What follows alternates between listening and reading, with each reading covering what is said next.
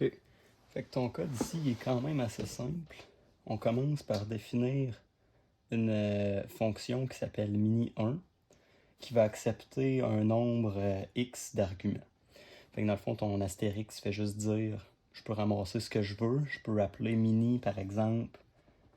Fait que mini1, je pourrais dire OK, vas-y avec le nombre 1, comme je pourrais dire vas-y avec 1, 2, 3, 4 nombres. Bref, je peux mettre un peu ce que je veux, puis ça va quand même marcher. Fait que ça, c'est ton astérix, c'est ce qu'elle fait. Ensuite, là, ce qu'on veut faire dans cette fonction-là, c'est trouver le minimum. Fait que pour y arriver, faut s'imaginer un peu nos arguments. Fait que notre argument, dans le fond, ce qui va rentrer dans notre fonction, c'est un tuple. Fait qu'un tuple, ce que c'est, on peut se l'imaginer comme étant genre on va dire une liste d'objets. Fait que là, dans notre cas, c'est des nombres. Fait que mettons, je vais avoir l'objet 1, je vais avoir l'objet 17, le 3, moins 3, le moins 17, puis le 47. Fait que là, j'ai ça ici. Puis là, ben, tu sais, ce qui est cool en fait, là, c'est qu'on peut se l'imaginer vraiment comme si chacun avait sa propre petite boîte. Fait que là, tous les éléments dans ton tuple ont leur propre petite boîte, puis ils ont un index. Fait qu'un index, dans le fond, c'est vraiment simple, c'est juste pour dire, c'est un peu une adresse. Fait que, mettons, on imagine que ça, c'est une rue. Fait que, ben ça, c'est la maison 0. 1, 2, 3, 4. Là, pourquoi est-ce qu'on commence à 0? C'est simple. En informatique, on compte toujours à partir de 0. Si tu te demandes pourquoi, ben, check le binaire. Le binaire, c'est 0, 1. Fait que toujours 0 en premier. Fait que ça veut dire ton premier élément de ta liste, ça va être l'élément 0. Ton deuxième, ça va être le 1. Ton cinquième, ça va être le quatrième. Fait que là, tu sais, c'est bien beau, on a ça, mais il faut trouver notre minimum. Fait que ce qu'on va faire, c'est qu'on va commencer, puis on va dire, OK, ben, le minimum, on va dire pour l'instant, on s'imagine que c'est le premier élément. Fait que là, je vais me faire, mettons, une petite variable ici, là. Minimum. Puis là, ici, je vais dire c'est quoi sa valeur. Fait qu'on va le faire ensemble, on va passer à travers le code, puis à travers nos arguments pour trouver notre minimum.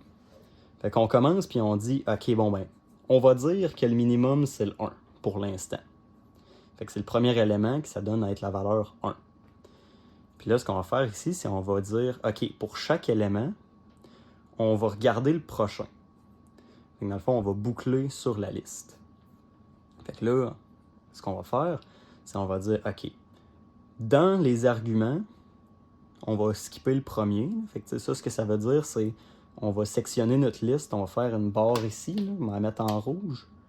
On va se faire une barre comme ça, genre. Fait que là, ce qu'on veut, c'est ben, on a déjà checké le premier.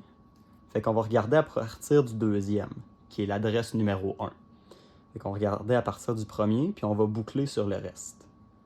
Là, ensuite, ce qu'on va faire, c'est dans les arguments, on va se déclarer une variable arg, fait que arg, qui va pouvoir être qu'on va pouvoir vérifier en faisant des checks. Fait que là, ça fait juste boucler sur le reste de ta liste. On oublie le premier élément. La ligne en dessous, ton if, c'est là que c'est intéressant parce qu'on va regarder est-ce que ton argument est plus petit que ta variable minimum. Fait que mettons qu'on y va avec notre exemple ici. Là, on commence. La première fois qu'on va faire la boucle, on va être rendu à l'élément numéro 1 ici. Fait que là, on va dire est-ce que args, qui est dans notre cas 17, parce que c'est la valeur numéro 1, est-ce que 17 est plus petit que 1? Fait que là, ben non. Fait que ce qu'on va faire, c'est qu'on va sortir du if, puis on va continuer avec le code en dessous, mais il n'y en a pas. Fait qu'on va remonter au début de la boucle. Fait qu'on est au début de la boucle, puis là, ben, on a dit ça, c'est fait. Fait qu'on va au prochain élément, l'élément numéro 2. Fait que là, on a dit est-ce que args est plus petit que minimum? Fait que args, c'est moins 3. Est-ce que c'est plus petit que 1? Oui. Fait que notre valeur minimum ici, c'est plus 1, mais c'est moins 3. On va faire la même affaire avec le troisième. Là, on continue. Est-ce que l'élément args est plus petit que notre minimum? Fait qu'est-ce que moins 17 est plus petit que moins 3? Ah, ben oui. Fait qu'on va enlever ça.